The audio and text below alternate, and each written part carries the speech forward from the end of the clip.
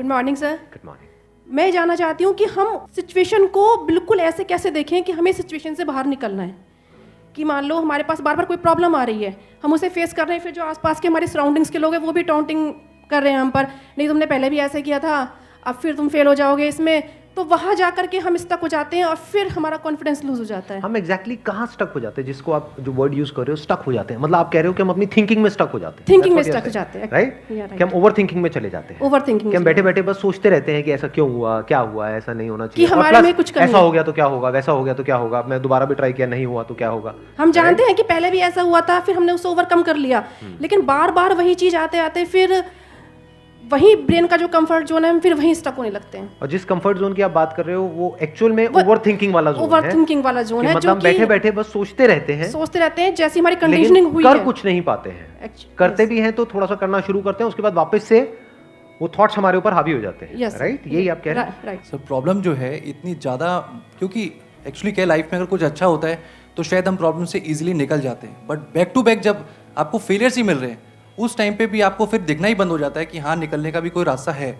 Problem सबसे बड़ी पता है क्या है? कि सबको यही लगता है कि हमारी प्रॉब्लम सबसे बड़ी है। अगर यहां पर मैं एक एक करके सबको बोलूं कि आप बताओ कि आपकी लाइफ में क्या क्या प्रॉब्लम्स आई या अभी क्या प्रॉब्लम्स चल रही है, तो आई एम श्योर कोई सोच भी नहीं सकता कि अच्छा ऐसी ऐसी प्रॉब्लम्स भी कोई फेस कर सकता है क्या। तो इन प्रॉब्लम्स के बावजूद भी कुछ लोग आगे बढ़ पाते हैं, कुछ नहीं बढ़ पाते हैं। That is the big question कि एग्जैक्टली हम स्टक कहां पर होते हैं। क्या हम एक्चुअल में लाइफ में प्रॉब्लम्स में फंसते हैं या उन प्रॉब्लम्स को लेकर के जो हमारी थिंकिंग है वहां फंसते हैं? सबसे पहले ये चीज हमको क्लियर होना चाहिए। तो जो हम कह रहे हैं फंस गए हैं, हम एक्चुअल में प्रॉब्लम्स में नहीं फंसे हैं, क्योंकि प्रॉब्लम्स तो सबकी लाइफ में है।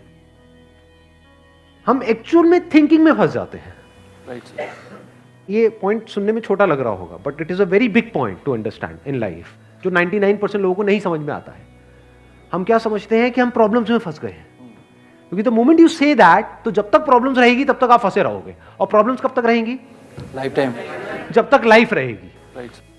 बट द मोमेंट यू से कि मैं प्रॉब्लम्स में नहीं फंसा हूं, प्रॉब्लम्स मतलब लाइफ में नहीं फंसा हूं, मैं लाइफ के बारे में जो मेरी थिंकिंग है उधर मैं फंस गया हूं जाकर के। अब मैं उस थिंकिंग को कैसे चेंज करूं? Right. If you say that, तो वो आपके हाथ में पूरा कंट्रोल है। But if you ask me this question कि मेरी लाइफ की जो प्रॉब्लम्स हैं वो कैसे सॉल्व हो, तो उसका कोई जवाब नहीं है, क्योंकि वो कभी नहीं होगा। आज आपकी एक प्रॉब्लम है, वो सॉल्व हो भी जाएगी, कल कोई और प्रॉब्लम आ जाएगी, परसों कोई और आ जाएगी, फिर कोई और आ जाएगी, फिर कोई और आ जाएगी। Right sir. तो कैसे हम अपनी थिंकिंग को चेंज करें? सिंपल। थिंकिंग चेंज हो गई तो सब चेंज हो जाएगा। सब चेंज हो जाएगा, क्योंकि प्रॉब्लम्स को देखने का नजरिया बदल गया तो प्रॉब्लम बदल गई। एक बंदा जिसकी थिंकिंग नहीं फंसी हुई है, उसको आप चारों तरफ से फंसा दो, वो निकल जाएगा। लेकिन जिसकी थिंकिंग फंसी हुई है, उसको आप जा करके दुनिया जहान के सारे रिसोर्सेज दे दो, पूरा का पूरा खजाना भी दे दो, तब भी वो नहीं निकल पाएगा, तब भी रोएगा बैठ करके कि क्या मेरे को चारों तरफ खजाने से कैद कर दिया। अरे भाई खजाना है, कैद नहीं है। देखा ना ऐसे लोगों को जिनके पास में सब कुछ है लेकिन रोते रहते हैं। तो सब कुछ मिलना इज नॉट अ सोल्यूशन। जिनकी लाइफ में कोई प्रॉब्लम नहीं है वो भी रो रहे हैं। सो अब आता है कि इसका सोल्यूशन क्या है, कि we are stuck in our thought process, how to get out of it. तो सबसे पहली चीज ये समझनी है, ज्यादा सोचने से कुछ नहीं होता है, सही सोचने से होता है। अभी सही सोचना क्या है? What is right thinking, not positively सोचना। इसको भी ध्यान से समझ लेना। पॉजिटिव सोचना क्या सही सोचना होता है? फॉर एग्जाम्पल, आगे आप जा रहे हो, किसी जंगल में हो और आगे दलदल है और आप पॉजिटिव सोच रहे हो, मेरे साथ में कभी कुछ गलत हो ही नहीं सकता, मैंने ताबीज पहना हुआ है, ये मुझे बचाएगा। बहुत लोग हैं बहुत पॉजिटिव है लाइफ को लेकर के, बट क्या उनकी सोच सही है? अभी सही सोचना क्या है? सर मेरे हिसाब से मतलब इंटेलिजेंसी से सोचना, कि मतलब कुछ ऐसा सोचे कि आगे जाके हमें कोई हानि ना हो, कि एक इंटेलिजेंट माइंड से सोचे। अभी इंटेलिजेंट क्या है और फूलिश क्या है? एक है फूलिश तरीका सोचने का, बेवकूफों की तरह सोचना, एक है इंटेलिजेंस के साथ में सोचना। What is intelligence? जिसको हम इंटेलिजेंस कहते हैं वो इंटेलिजेंस क्या है? साइंस को इंटेलिजेंस कह सकते हैं? नहीं कह सकते, नहीं कह सकते। तो किसको कहोगे? सुपरस्टिशंस को इंटेलिजेंस कहोगे? सुपरस्टिशंस मतलब क्या? बिलीफ, कुछ भी मान रखा है उसको पकड़ के बैठे हुए हैं, उसके हिसाब से एक्ट कर रहे हैं। उसको इंटेलिजेंस कहोगे या साइंस जिस तरीके से आगे बढ़ रही है उसको इंटेलिजेंस कहोगे? एग्जैक्टली। तो साइंटिफिक वे ऑफ थिंकिंग समझना पड़ेगा, वो क्या है, उसको अपनी लाइफ में लगाना पड़ेगा, तब आप कह सकते हो आपकी जो थिंकिंग है वो सही है। अब ये साइंटिफिक थिंकिंग मतलब क्या? रियलिटी को एज इट इज देख लेना, दैट इज साइंटिफिक थिंकिंग। यही तो है, और क्या है? There are laws of this universe, उसको एज इट इज देख लेना, उसको ऑब्जर्व करना, यही तो है साइंटिफिक थिंकिंग। उन लॉज को बदलना नहीं, क्योंकि साइंस बदल नहीं सकती उन लॉज को। लॉ ऑफ ग्रेविटी को साइंस बदल नहीं सकती है, उस लॉ को समझ करके उसके हिसाब से एक्ट कर सकती है। इसी साइंटिफिक थिंकिंग को अगर हमको अपनी लाइफ में लगाना हो तो इसका मतलब क्या? एक थिंकिंग हो सकती है लाइफ से रिलेटेड, जो भी आपके दिमाग में कचरा भरा पड़ा है बचपन से लेकर के आज तक, जैसा आपको समझाया गया है लाइफ के बारे में। किसने समझाया है? वो लोग जो खुद नहीं समझते, लाइफ के बारे में अपने अपने बिलीफ्स बनाए हुए हैं, अपने अपने स्टैंड पॉइंट से लाइफ को देख रहे हैं। फॉर एग्जाम्पल, कोई हिंदू है तो एक तरीके से लाइफ को देख रहा है, कोई मुस्लिम है तो अलग तरीके से लाइफ को देख रहा है, क्रिश्चियन है तो अलग तरीके से देख रहा है। क्या सही है इन तीनों में से? क्या तीनों को सही थिंकिंग कह सकते हैं? ना, क्योंकि आपस में लड़ झगड़ रहे हैं। साइंस में कोई लड़ाई झगड़ा होता है? अगर मैं किसी साइंटिफिक फैक्ट के बारे में बात करूंगा, क्या कोई हिंदू, मुस्लिम, क्रिश्चियन आकर के आपस में लड़ सकते हैं? नहीं। तो ये सही थिंकिंग है। एक है जो हमें सही लगता है, एक है जो सही होता है। दोनों में जमीन आसमान का फर्क है। एक है जो आपको सही लगता है, एक है जो सही है। तो साइंटिफिक थिंकिंग का मतलब क्या, अगर इसको हमको लाइफ में लगाना हो तो, यानी लाइफ को आप एज इट इज देखो, ऑब्जर्व करो, फिर उसके बारे में सोचो। This is scientific thinking. और ये जो फंडा जिसकी मैं बात कर रहा हूं, इसको आप लाइफ के किसी भी एस्पेक्ट में लगा सकते हो। इसको बिजनेस में लगा सकते हो, इसको जॉब में लगा सकते हो, इसको रिलेशनशिप में लगा सकते हो, इसको हेल्थ में लगा सकते हो। बिजनेस क्या है अगर रियलिटी को एज इट इज देखना नहीं है तो? सारे झूठे भरे हैं। अब ये जो आपने कहा कि बिजनेस में सब झूठे भरे पड़े हैं, क्या ये सच है या आपका अपना एक स्टैंड पॉइंट है? बिल्कुल झूठे हैं लोग सारे। अभी इन्होंने बोला कि बिजनेस में सब झूठे भरे पड़े हैं। अभी ऐसे ही यहाँ पे मैं अलग अलग लोगों से अलग अलग बातें पूछूंगा ना, तो सब बड़े कॉन्फिडेंस से बोलेंगे, as if they know it for sure. जैसे मैं पूछूंगा, हाँ भाई यहाँ पे किसी मेल का किसी का ब्रेकअप हुआ होगा, तो सारी लड़कियां ऐसी होती हैं, सब धोखेबाज है।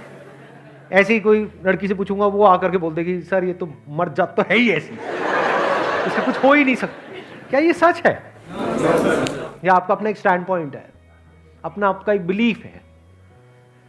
तो ध्यान से समझ लेना, इसका जो सबसे पहला स्टेप है वो है अंदर जो भी कुछ पड़ा हुआ है आपके, जो भी आपने मान रखा है उसको छोड़ दिया। अब आप हल्के फुल्के हो गए, अब एज इट इज देखा लाइफ को, लाइफ को ऑब्जर्व किया as life, not my life.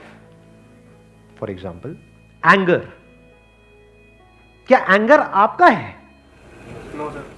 But आप एंगर का सोल्यूशन कैसे निकालते हो? मुझे गुस्सा आता है, मुझे गुस्सा नहीं करना है। कभी भी आप एंगर का ऐसे सोल्यूशन निकाल ही नहीं सकते। सिर्फ आपको आता है गुस्सा या सबको आता है? सबको आता है। तो क्या एंगर सिर्फ आपकी प्रॉब्लम है या एंगर एक लाइफ की प्रॉब्लम?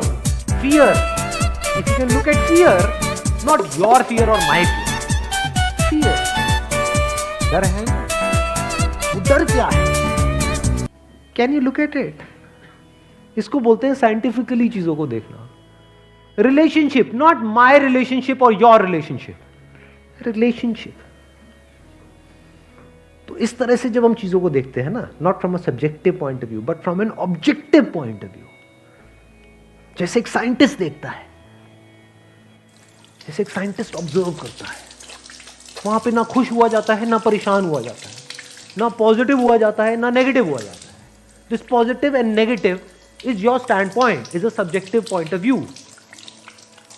इन ऑब्जेक्टिव रियलिटी, उसमें खुश क्या होना है और दुखी क्या होना है, वहां पर सब कुछ क्लियरली नजर आ रहा होता है। वहां पे कभी भी हमारी थॉट प्रोसेस स्टक नहीं होती है, हम फंस ही नहीं सकते। बिलीफ्स में आप गारंटेड फंसोगे, शॉर्ट टर्म में वो अच्छे लग रहे होते हैं क्योंकि वहां पे कंफर्ट मिलता है। जो भी हमने मान रखा है, अगर उसको पकड़ करके हम बैठे रहें और उसमें गोल गोल घूमते रहें तो बड़ा कंफर्ट मिलता है, लेकिन आगे जाकर के वो हमको फंसा देता है, एंटैंगल्ड कर देता है। बट जो रियलिटी है वो धीरे धीरे धीरे धीरे आपको आजाद करती रहती है, जितना आप रियलिटी को समझ जाते हो उस लेवल तक। यानी कि अगर इसको मैं पूरा समअप करूं, जो भी मैंने अब तक कहा है उसको, ये सेशन शुरू कहाँ से हुआ था? फेलियर से हुआ था कि एक के बाद एक हमने लाइफ में बहुत सारे फेलियर्स फेस करे हैं। तो अब अपने फेलियर्स को ऑब्जर्व मत करो, अपने को बीच में से हटा दो, ऑब्जर्व करो ये जो फेलियर्स हैं ये क्या है।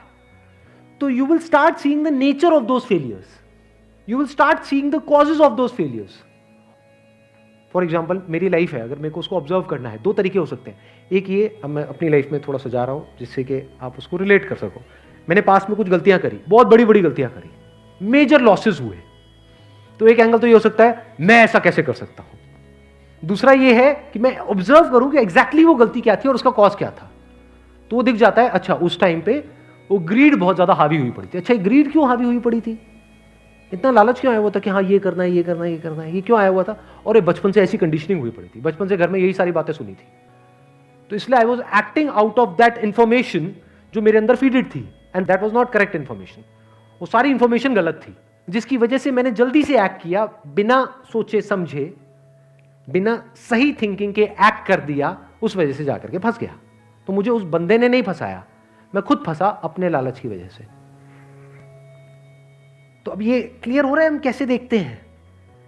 तो वंस वी सी दैट, तो अब मैं उससे पूरी तरह से फ्री हो गया, because I understood something which is very basic in life, जिसकी वजह से पूरी की पूरी लाइफ एक अलग ट्रैक पे निकल गई।